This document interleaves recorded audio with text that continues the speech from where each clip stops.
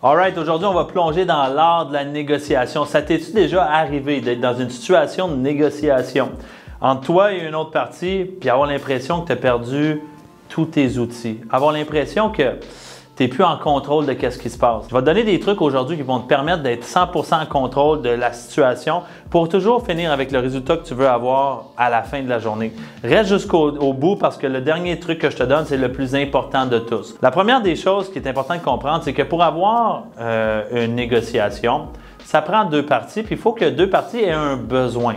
Ça veut dire que, en tant que bon négociateur, je dois avoir ciblé quel est le problème de ma partie inverse et quel est mon problème que moi je cherche à résoudre.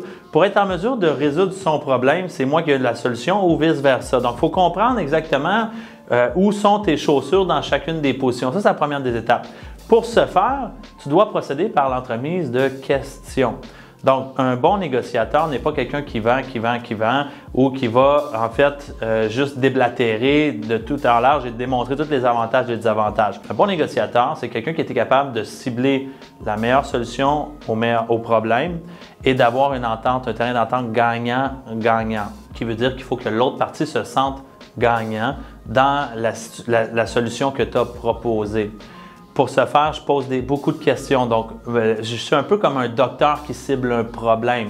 Quand je vais voir le docteur, il me demande où j'ai mal et après ça, il me pose une série de questions. Est-ce que ça fait mal quand tu te plies les genoux? Est-ce que si jamais je fais ça, est-ce que ça fait mal? Est-ce que quand tu manges, tu le ressens dans l'estomac, etc. Il pose une panoplie de questions qui me permet en fait de déceler c'est quoi exactement le problème principal. Une fois que j'ai trouvé la source principale, je peux proposer des alternatives, des solutions pour obtenir ce que je veux réellement avoir. Deuxième des trucs, c'est d'avoir une écoute active. Donc, les gens vont nous dire des choses qui ne sont pas nécessairement ce à quoi ils vont penser.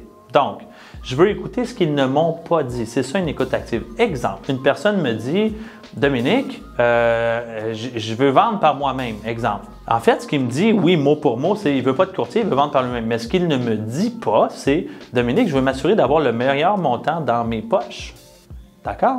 Donc, c'est ça une écoute active, c'est de comprendre qu'est-ce que l'autre partie te dit, mais pas dans les mots qu'il te les a dit. De comprendre c'est quoi réellement le besoin fondamental derrière ce qu'il t'a mentionné. Une personne qui me dit, exemple, Dominique, je vais faire affaire avec un ami de la famille. D'accord, il me dit, il va faire affaire avec un ami de la famille. Ce qu'il ne m'a pas dit, c'est qu'il veut s'assurer d'avoir une personne de confiance pour la transaction. D'accord? Donc, c'est de comprendre le derrière. Un autre élément qui est crucial en négociation, c'est d'avoir un objectif clair.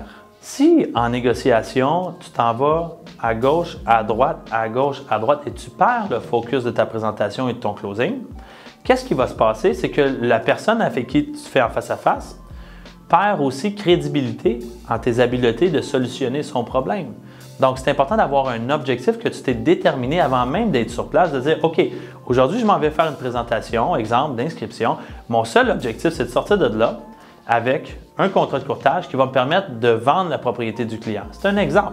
Tu pourrais être en train de négocier une propriété. Mon seul objectif aujourd'hui, en négociant avec le vendeur du multilogement, c'est d'obtenir une réduction de baisse de prix suite aux vérifications que j'ai effectuées et c'est mon seul objectif. Donc, d'avoir un objectif qu'il est clair, qu'il est déterminé, puis que tu le vocalises bien.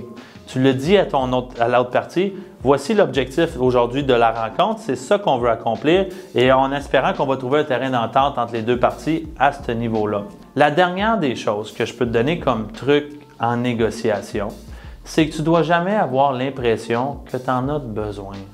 Donc, si tu veux être en mesure de gagner, il y a juste 30% des négociations qui se finalisent. Okay? Juste pour comprendre un peu les statistiques. La raison est simple, c'est que la majorité des gens ont peur de choquer, ont peur de donner leur juste et ont peur de demander.